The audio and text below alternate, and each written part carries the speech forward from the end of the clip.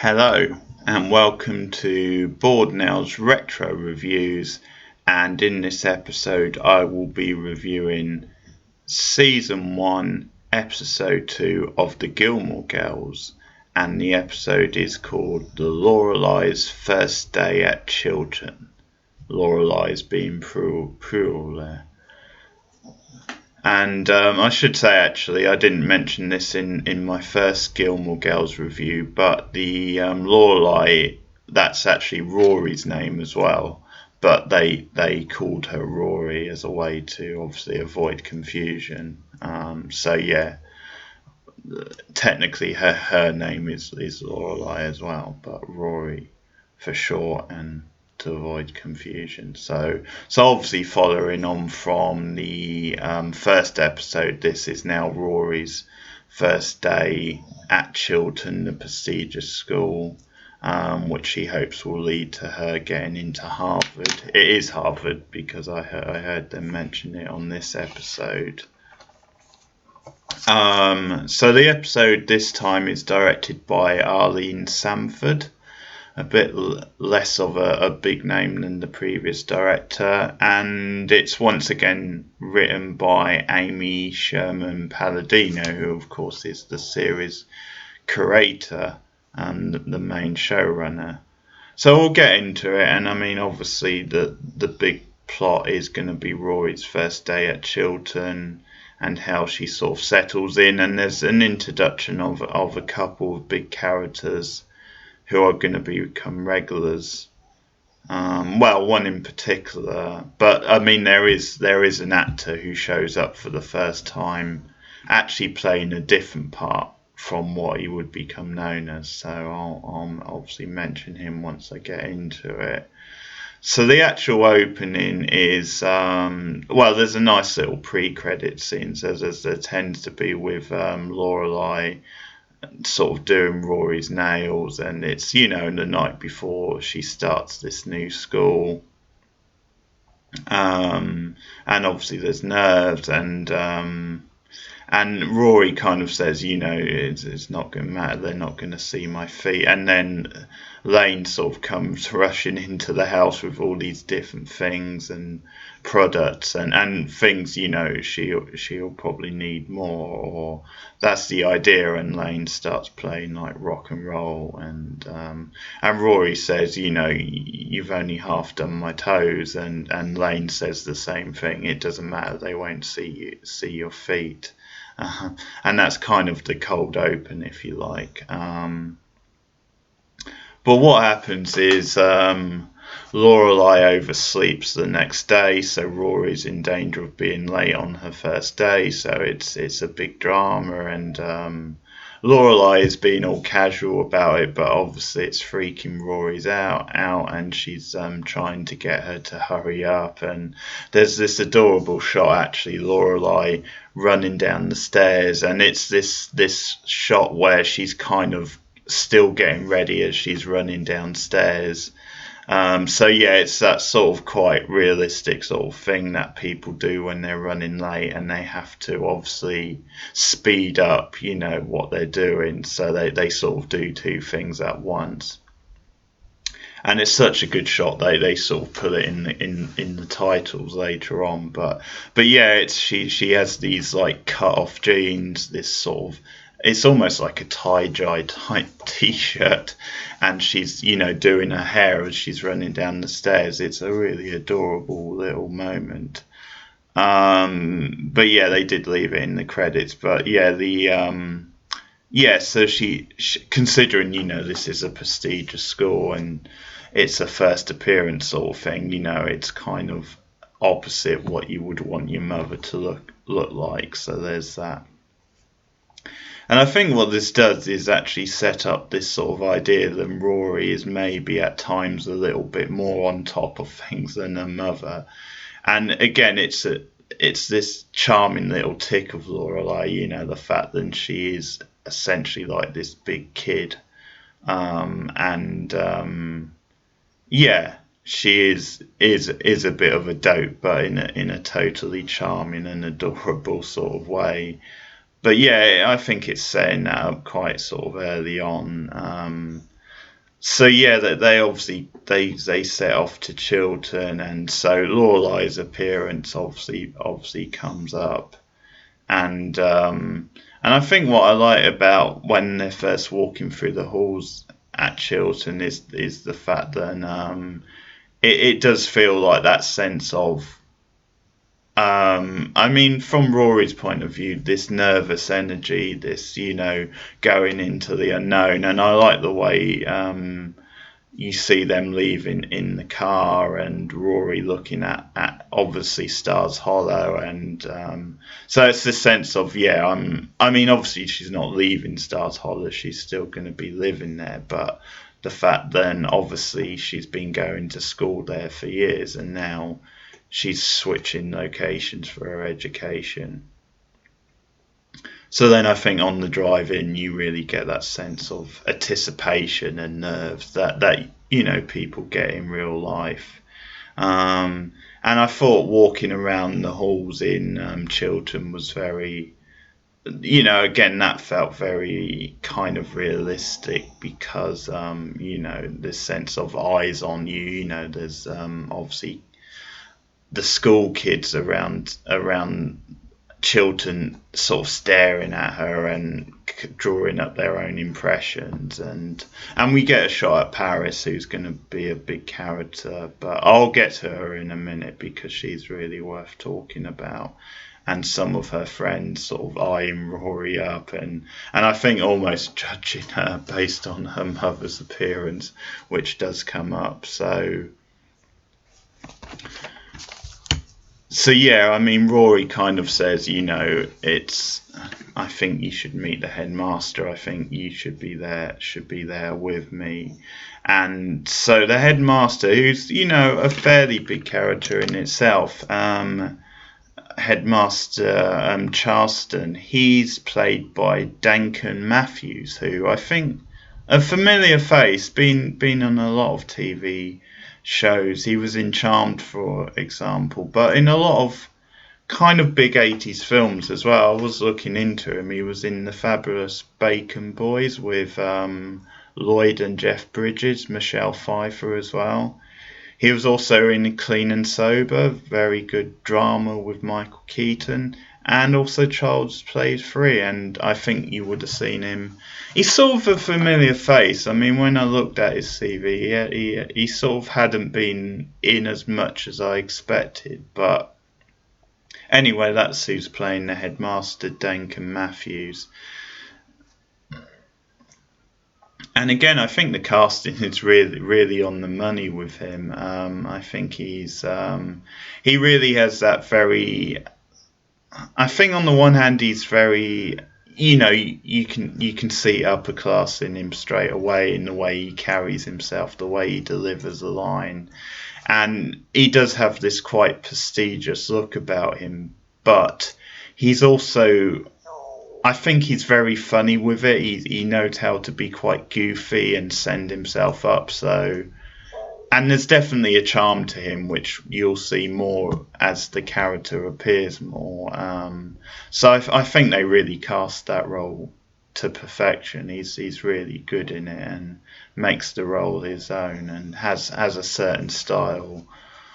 But yeah, it's a funny little meeting, and I mean later on I noticed that he sort of gives Rory a pep talk, but it's an odd sort of pep talk because he's basically saying, the odds are against you because you're starting late. We find out that she's kind of starting a month behind the others, so the chances are you'll fail. But then he says failure is a part of life. It's just not a part of Chilton, which is quite a good line. So in his own sort of way, I think he's giving her a pep talk, but he's kind of dressing it up in this like harsher, sort of tone.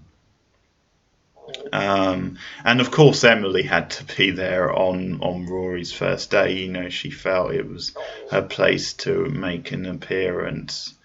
And so it's quite a funny moment where Lorelai takes off her coat and they see the attire, and obviously Emily's rolling her eyes. And Emily actually is really great in this episode. I'll get to some of her lines, but she actually has probably the line of the episode. So I've been picking out lines like obviously Luke's in the previous episode, and in this episode Emily says to Lorelai at the end of this scene, do you want to ride, or is your horse parked outside? Which I just love. That's a great line. So yeah, there's all sorts of ribs, made about Lorelai's appearance later on. When Paris and her friends are sort of talking about Rory, one of them refers to Lorelai as looking like one of the Dixie Chicks.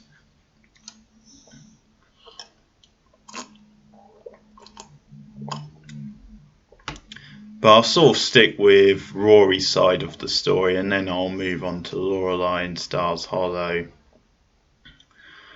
So yeah, there's a couple of new characters that pop up around the school, and I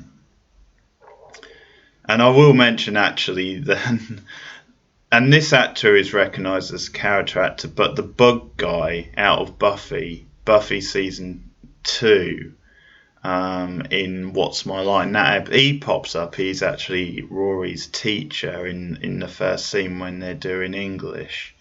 So yeah, it was nice to see him, and we see Paris in the same class. So Paris Geller, who's played by Liza Willie or Welly or Y. I think it's meant to be Y. It's like Weil.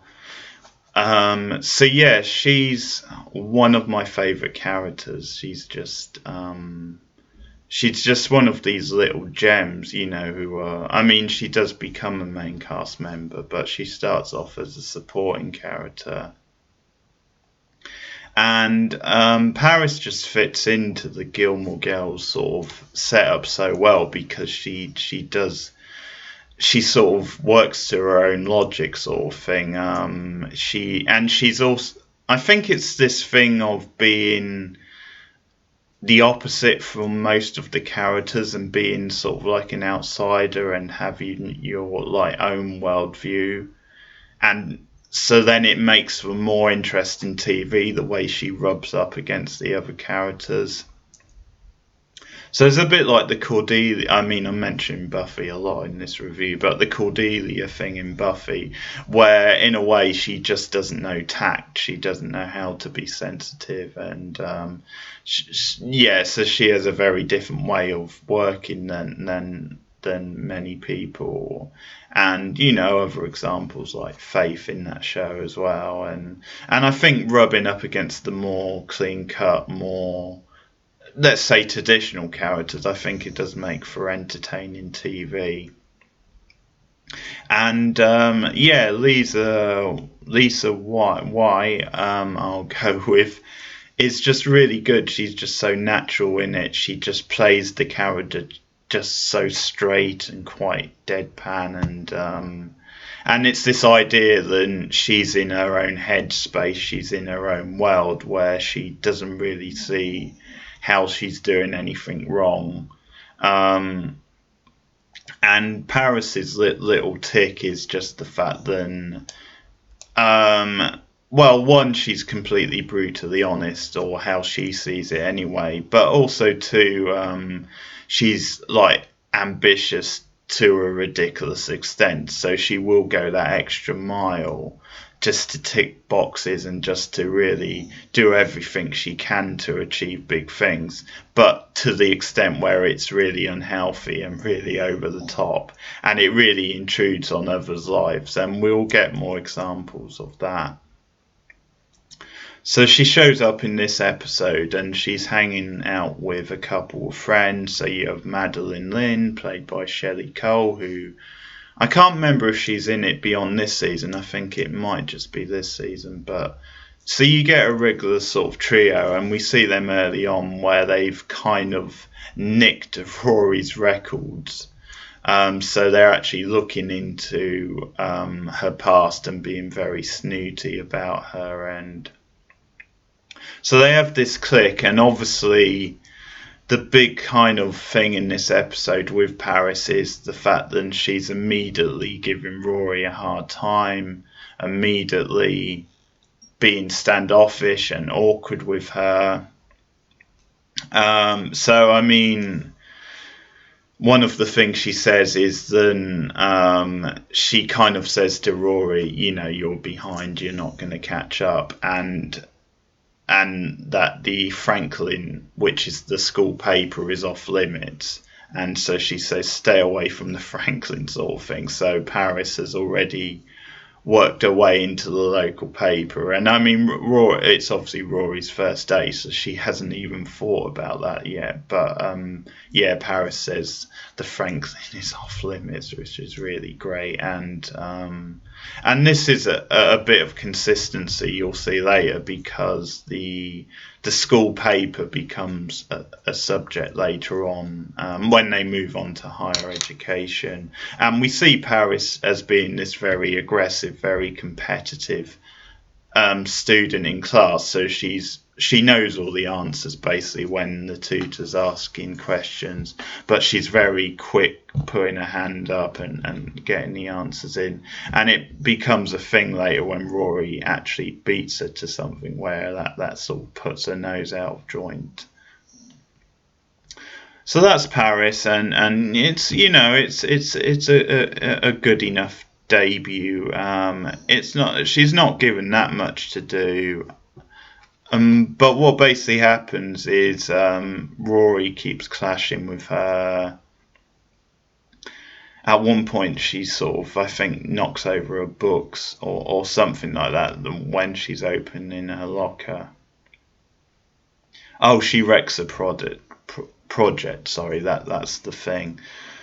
So Rory, they go into class, and again Paris is put out because they're in the same class. And Paris's project is wrecked, so she can't obviously hand it in. And Rory, again, she, you know, seeing this as the honourable thing to do, fesses up to she wrecked it. And Paris is like, you know, shut up sort of thing under her breath. But the teacher, because Rory owned up and that, and maybe a little bit to stick it to Paris, I don't know, maybe to force her to socialise or something like that, sort of suggests that Rory and Paris actually do the project together. So yeah, that's sort of forcing them together, and is going to further add to this thing. So again, that immediately makes Paris even more aggressive. But yeah, Paris is one of these characters. She's just one of the most entertaining on the show and has some of the best lines. But also she does have a nice little character arc, you know, seeing her here and where she moves on to. And I think her and Rory are just such a natural pairing as well. Again, won't go into too much spoilers, but yeah, their association with one another. It does feel quite true to life, how you get these odd pairings who somehow gel, and they keep associating with each other, even though I mean, they have some things in common, but they are very different people. So that's Paris. Another debut character, Tristan, who's this really obnoxious kind of rich kid and a bit roguish. And he immediately is flirting with Rory, but in quite an aggressive, quite a cocky sort of manner. And he keeps calling her Mary, which Lorelais says later, then, you know, Mary is kind of because he thinks you're a virgin. It's kind of referencing that sort of thing. But it's used as quite a demeaning term. And he keeps saying it, she keeps correcting it, it's Rory. But yeah, he immediately seems like a very spoiled rich kid who's got got an attitude and quite roguish. There's not a lot to say about him in this episode. He just floats in and out, and he keeps calling her Mary. And I mean, at one point he kind of tells her, the class she's taking is going to be rough, and so there's maybe a hint that he's going to look out for her and be all right. But at the same time, he's flirting with her and trying to push it.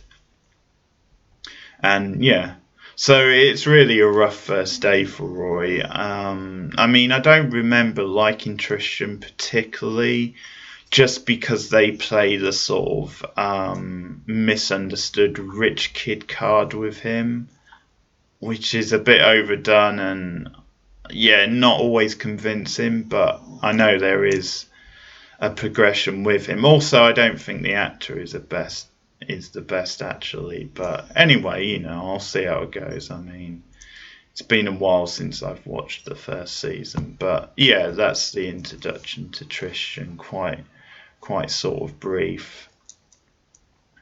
So really that's Rory's first day at Chilton, so reasonably eventful. And so I'll mention Lorelai's plot back at the Independence Inn.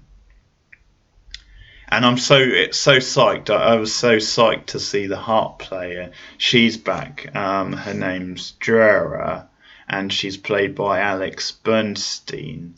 But I thought she was a one-shot deal. But she's actually back, and she has another great line. Basically, Lorelai is on the phone to her mother, Emily, and the harp player is playing, but she's playing too sort of loud, and Lorelai says, can you tone it down a bit? And eventually the Bruler, as I said, the harp player, says, hey, do I look like I've got a Panasonic stamped on my ass? She's a brilliant line. I hope we get more Bruler. I hope this isn't just 2 episodes. She's really good again in this episode.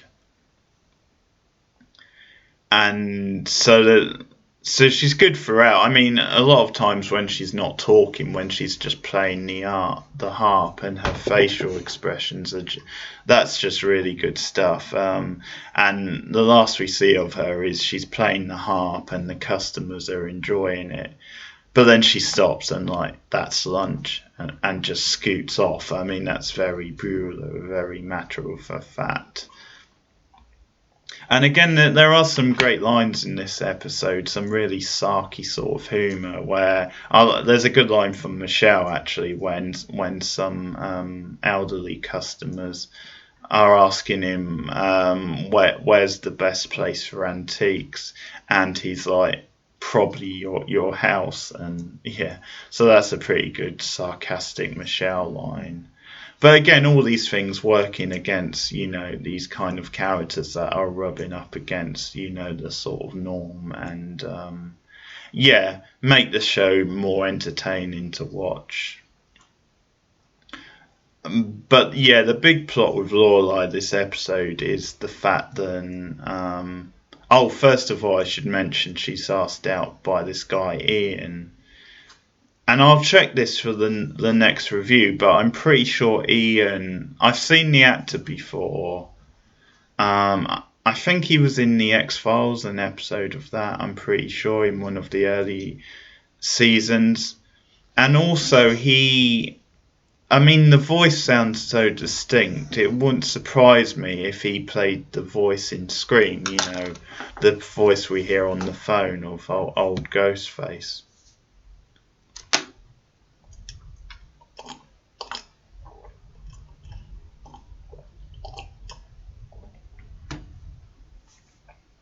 But I'll check into that. But the actor looked really familiar. But anyway, that's just another way to show Rory up, the fact that her and this dad are kind of sort of flirting. And later on, he finds her at the Independence Inn, and he sort of asks her out, but Lorelai doesn't go for it because of the fact that he's a dad at Chilton as well, and she doesn't feel like that would be a good thing considering Rory has just started there. And I mean, they leave it open a bit because Ian sort of says, I'm going away for a couple of weeks, like he's going to China or something. And so maybe leave it open, when I get back we could do something. But I'm pretty sure she's quite straight with him about not wanting to date him, even though there is sort of an attraction there. And there's sort of quite a nice scene with Luke later on in the diner, where Luke is quite concerned for Lorelai. Or I think this is the episode where we first get a hint that there might be some flirtation, there might be some interest between those two, between Luke and Lorelai. Because Luke is kind of suggesting, isn't he old, quite old, if he's got a kid in high school now, sort of thing. And so you can tell he's taking an interest. You can tell that maybe he has a thing for Lorelai. And by the same token, later on, it's sort of the end scene. Lorelai sort of asks Rory, "What about Luke? Do you think he's cute?" Which is sort of a strange question, just because Rory's only 16, so maybe for her to think Luke was cute. I mean, obviously you can have an opinion, but anyway, Rory's like, "Oh no, you can't date Luke because we couldn't go in to eat there anymore." So yeah, it's building up that there might actually be feelings on both sides, Luke and Lorelai, for each other. And the episode actually ends with Luke coming out, seeing them on the street, and they've been talking about their day. And Luke sort of watches them walk off. But yeah, I said I would go back to Emily because she is really on top form in this episode, because she is basically doing all these extra things for Rory. So she keeps phoning Lorelai at work. So she says, "I want to buy Rory a parking spot." And when Lorelai says, she doesn't have a car, she then suggests, "Well, I could buy her one." And Lorelai says, she doesn't want to drive. She goes on the bus. And then I like Emily's line about, "Yes, I hate she goes on the bus. Drug dealers go on the bus." So anyway, Emily is just being really overbearing. And again, it's this thing about, just wanting to buy Rory extra things. And again, it's this culture where it's taken to absurd levels. I guess because they've got the money, but it's also this idea of things that then is just too far, then is going to embarrass Rory further, and just stuff she doesn't need. It's not basic stuff which you would need when you start a new high school. But yeah, it's this very prestigious way of thinking just to give Rory her own parking spot, but of course that would embarrass Rory no end with her classmates. But yeah, throughout the episode, she's kind of ringing Lorelai up, suggesting ideas. And towards the end of the episode,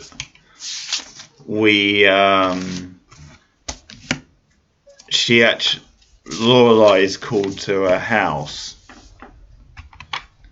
And we see Babette for the first time with her husband. So she's another regular around town, Babette, who has a really distinct voice, actually, really high-pitched voice. And And I think she's meant to be a bit of an old hippie, a bit like Miss Paddy in a way. And she has a husband who you see regularly, who's kind of, again, in that hippie sort of mould. He's dressed up in leather, he's got a hat, shades, and yeah, bit of a cool sort of hippie type character. But we see them for the first time because they've called Lorelais home. And the reason is because there's these delivery guys there, and they're sort of delivering DSL, which I had to look up, or they're installing it, and I'm still a bit unsure what it was, because when I looked it up, it's something to do with phone lines or cables, and I don't know, that just didn't seem to go with the scene, but maybe that's what they were there to do. And again, this is all Emily's doing. But yeah, it's one of those scenes I didn't quite understand. I didn't know exactly what Emily's thinking was on that one. But anyway, one of the DSL guys is played by Sean Gunn, and his character in this scene is Mick. That's his name, which is interesting because Sean Gunn, as any Gilmore Girls fans would know, goes on to play Kirk, a long-running recurring character in the main cast. So this would seem to be a one-shot deal for him as Mick, this DSL delivery guy. And there's a little thing about they've been... see, this is why I didn't get the DSL thing, because they seem to mention the sort of frog, they're hunting for the frog, or unless they're saying the frog was in the way, but it's basically like a turtle, but it's like a sort of a statue that Lorelais is in a house. But anyway, not too much of that to that scene, but it's just worth mentioning because it's the first time we see Sean Gunn, but it's strange that he's in a different part. And it's funny because sometimes, you know, like the writer will get an idea when they see the actor and think, oh, okay, there's something to him. He could play this other part. He could be a bigger... But actually in the scene, and I mean, it's not really his fault. He's not given much to do. I mean, he's fine in the scene, but there's sort of nothing that much makes him stand out in the scene. But anyway...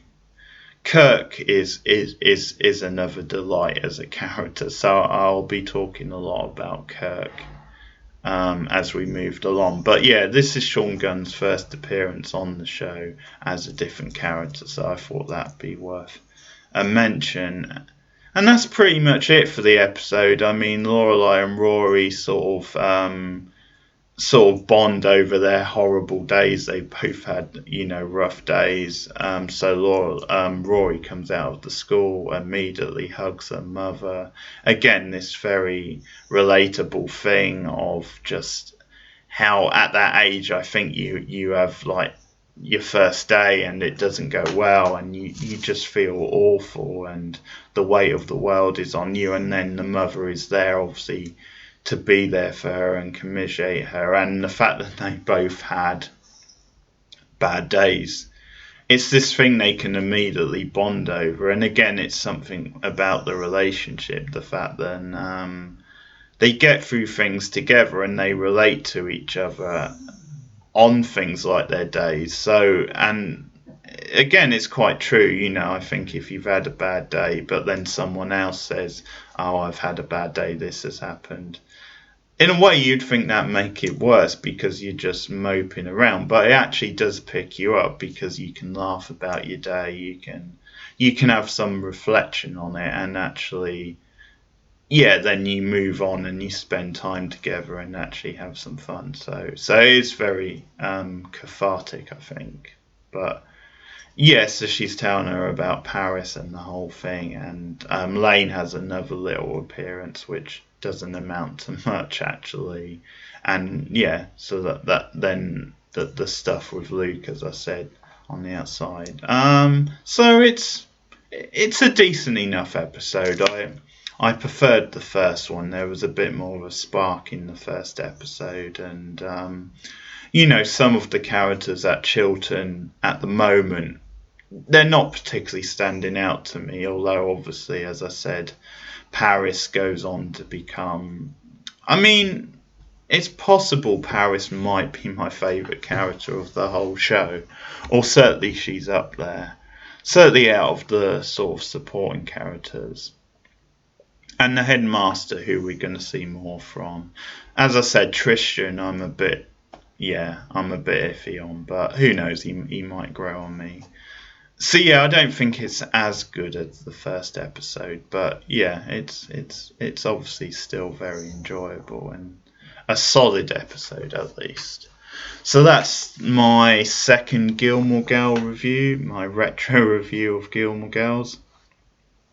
So assuming you've seen the episode, then do comment below, like and subscribe if you haven't already and you want to see more of my content. And just to say, I will put these in a playlist, so I'll put the first and second episode reviews in a playlist, and I do that whenever I have a regular theme. So I've been doing regular streams, and I tend to put them all in a playlist. Same with my Buffy reviews, I've been putting them in a playlist. So that means if you haven't seen all of them or listened to all of them, you can catch up with them. So I'll do that with the Gilmore Girls review as well. And as I get a bit more frequent with these videos, I will come up with a schedule and sort of, just to give people an idea of more, I guess more of a routine of what I'm going to be pumping out and when, sort of thing. And, I've started cult reviews as well. I did a review of In Fabric, a recent sort of kind of experimental horror film. So I did a review of that, which is now up on the channel if you want to watch that. And I'll be doing more reviews of films actually, and my next planned one is Open Your Eyes. So I had to look back on my shelf to remember. So, and that's a late 90s sort of psychological thriller starring Penelope Cruz, and I think I want to say Javier Bardem, but it might be Antonio Banderas. I can't remember which one. But that was the film which was remade as Vanilla Sky. Vanilla Sky is awful, by the way, but the original Spanish film, Open Your Eyes, I remember being very good. So I'm going to rewatch that and do a review of that. So yeah, lots more content to come on the channel. But thanks for watching this review, and I'll see you again soon.